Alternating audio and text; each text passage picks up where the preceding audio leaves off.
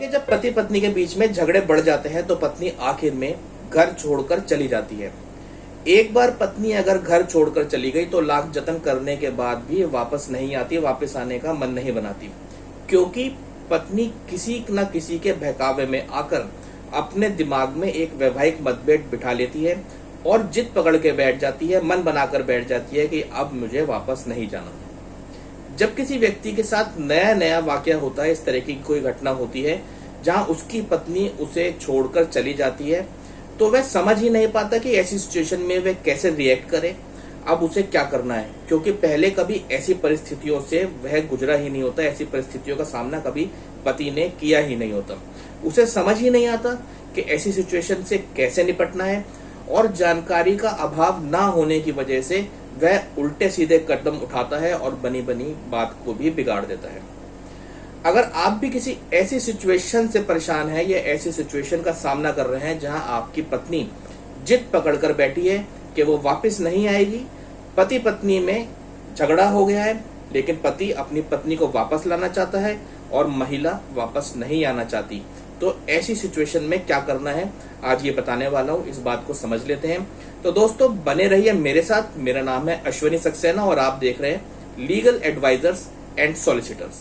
अब देखिए, ऐसी सिचुएशन में 4 कदम उठाए जा सकते हैं। पहला क्या है वो समझते हैं। देखिए, अगर हाल फिलहाल में कोई झगड़ा हुआ है, छोटी मोटी नोकझोंक हुई है और उसके बाद आपकी पत्नी मायके जाकर बैठ गई है, तो कानूनी पेचीदगियों में ना फंसे। सबसे पहली चीज ये समझे, अगर छोटा मोटा झगड़ा है, हाल फिलहाल में ताजा ताजा मामला है और पत्नी जाकर बैठ गई है, तो एकदम से कानूनी दांवपेच का सहारा ना लें। पारिवारिक समझौते के जरिए, यानी दोनों परिवार के सदस्य बैठकर शुरुआत में किसी मीडिएटर के थ्रू या आपस में बात कर पारिवारिक समझौते के जरिए बातचीत को निपटाना चाहें, क्योंकि होता ये एक मैट्रिमोनियल डिस्प्यूट है, वैवाहिक मतभेद है, जहां 2 परिवार के सदस्य मिलकर भी बहुत बार मामले को सुलझा देते हैं और छोटी मोटी नोकझोंक अगर दिल में होती भी है तो वो दूर हो जाती है और पति पत्नी दोबारा साथ में एक साथ रहने लग जाते हैं। तो शुरुआती दौर में एकदम किसी भी कानूनी पेचीदगियों का सहारा ना ले, किसी भी लीगल कॉम्प्लिकेशंस में ना फंसे। अब दूसरा स्टेप आप क्या ले सकते हैं। अगर पारिवारिक समझौते से कोई बात नहीं बन पा रही है या पारिवारिक समझौता करने के लिए आपको कोई बेस, कोई प्लेटफॉर्म नहीं मिल पा रहा है जहां पे दोनों परिवार के सदस्य बैठकर आपस में बात कर सके, या आपका पारिवारिक समझौता फेल हो गया है, तो ऐसी सिचुएशन में अगर आप चाहें तो मीडिएशन एंड कंसिलेशन सेंटर्स का भी आप सहारा ले सकते हैं। हर स्टेट में मीडिएशन एंड कंसिलेशन सेंटर्स बने होते हैं, यानी मध्यस्थता केंद्र बने होते हैं जो हर स्टेट के डिस्ट्रिक्ट में होते हैं। एसडीएम कोर्ट्स के अंदर भी मीडिएशन एंड कंसिलेशन सेंटर्स बने होते हैं, या जहाँ पे तहसील होती है, तहसील में भी मीडिएशन एंड कंसिलेशन सेंटर्स बने होते हैं, जिन्हें मध्यस्थता केंद्र कहा जाता है। उन मध्यस्थता केंद्र में आप अपनी बात रखकर एक कागज पर लिखकर कि मेरे साथ ये डिस्प्यूट है, ये विवाद है, मेरी पत्नी चली गई है और मैं उसे साथ रखना चाहता हूँ, हमारा समझौता कराया जाए। मध्यस्थता केंद्र के माध्यम से भी आप अपनी पत्नी तक अपनी बात पहुंचा सकते हैं और पारिवारिक समझौते की तरह ही मध्यस्थता केंद्र में बैठकर आप बात कर सकते हैं और मामले को निपटा सकते हैं। अब तीसरा स्टेप क्या है वो समझ लेते हैं। अगर पारिवारिक समझौता नहीं हो पाया, मध्यस्थता केंद्र से बात नहीं बन पाई, या आपकी लाख कोशिश करने के बाद भी पत्नी पक्ष मध्यस्थता केंद्र में या मीडिएशन सेंटर में आया ही नहीं और आप लोगों की बात नहीं हो पाई, तो ऐसी सिचुएशन में तीसरा स्टेप जो आप ले सकते हैं, तीसरा कदम जो आप उठा सकते हैं वो है लीगल नोटिस। अगर आप चाहें तो आप किसी वकील की मदद से अपनी पत्नी को लीगल नोटिस भिजवा सकते हैं और उस लीगल नोटिस के माध्यम से आप अपनी इच्छा जाहिर कर सकते हैं कि आप अपनी पत्नी के साथ रहना चाहते हैं और किसी भी तरीके का वैवाहिक मतभेद नहीं चाहते, और आप चाहते हैं कि आप दोनों के बीच में रिलेशनशिप पहले जैसे नॉर्मल हो जाए और आप अपनी पत्नी को वापस बुलाना चाहते हैं। ये सारी बातें लिखकर आप एक लीगल नोटिस के माध्यम से अपनी पत्नी को भिजवा सकते हैं और अपनी पत्नी से उस लीगल नोटिस के माध्यम से एक बात करने का जरिया, एक कम्युनिकेशन का जरिया बना सकते हैं। लीगल नोटिस भेजने का फायदा ये होता है, बहुत बार ऐसा होता है कि पति पत्नी के बीच में नए नए झगड़े शुरू होते हैं और वो ये नहीं चाहते कि किसी भी तरीके का कानूनी विवाद बीच में फंसे या कोर्ट में नहीं जाना चाहते, तो लीगल नोटिस कोर्ट में केस फाइल करने से पहले की स्टेज होती है, जहां आप कोर्ट में केस फाइल करने से पहले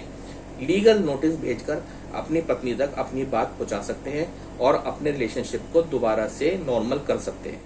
अब देखिए, अगर इन तीनों स्टेप्स से कोई बात नहीं बन पा रही, पति पत्नी के बीच में कोई सेटलमेंट नहीं हो पा रहा, कोई पारिवारिक समझौता नहीं हो पा रहा, तो ऐसी सिचुएशन में अब आप कोर्ट की मदद ले सकते हैं, कानून का सहारा ले सकते हैं और कोर्ट में रेस्टिट्यूशन ऑफ कंज्यूगल राइट्स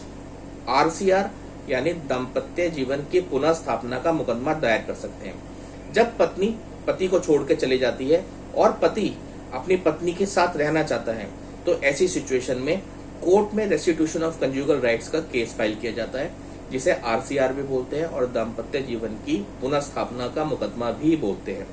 ऐसी सिचुएशन में पति कोर्ट में केस फाइल कर कोर्ट से इस बात की डायरेक्शंस ले सकता है कि उसकी पत्नी वापस आकर पति के साथ रहे और अपनी मैट्रिमोनियल ऑब्लिगेशंस और ड्यूटीज को निभाए।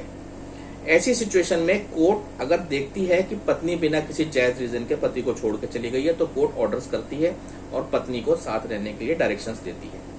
ये 4 कदम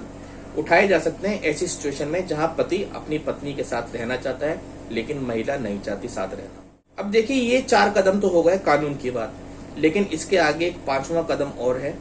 जहां कानून से हटके एक पति को परिस्थितियों के अनुसार अपनी मनोस्थिति को समझने की जरूरत है, सिचुएशन को समझने की जरूरत है, जिससे कि वो सिचुएशन को हैंडल कर सके। अगर एक पति ये चारों स्टेप्स ले चुका है, वो पारिवारिक समझौता भी करने की कोशिश कर चुका है और मीडिएशन में भी जा चुका है, लीगल नोटिस भी भिजवा चुका है, रेस्टिट्यूशन ऑफ कंज्यूगल राइट्स का केस भी फाइल कर चुका है, इसके बावजूद भी अगर पत्नी वापस नहीं आती है, साथ रहने को तैयार नहीं है, तो बहुत जाहिर सी बात है कि एक पत्नी भी अपने पति के खिलाफ तरह तरह के केस उस समय तक फाइल कर देगी, जैसे कि महिला सेल का केस 498 का भी केस फाइल हो जाता था। इसके अलावा मेंटेनेंस खर्चे का केस, तरह तरह के केस भी पत्नी फाइल कर देती है। अब जब एक पत्नी अपने पति के खिलाफ इतने सारे केस फाइल कर देती है, तो वहां पत्नी की इच्छा पूर्ण रूप से जाहिर होती है कि वो अपने पति के साथ रहने को तैयार नहीं है किसी भी हालत में। अब ऐसी सिचुएशन में पति अगर कोर्ट से ऑर्डर्स ले लेता है कि पत्नी पति के साथ रहेगी,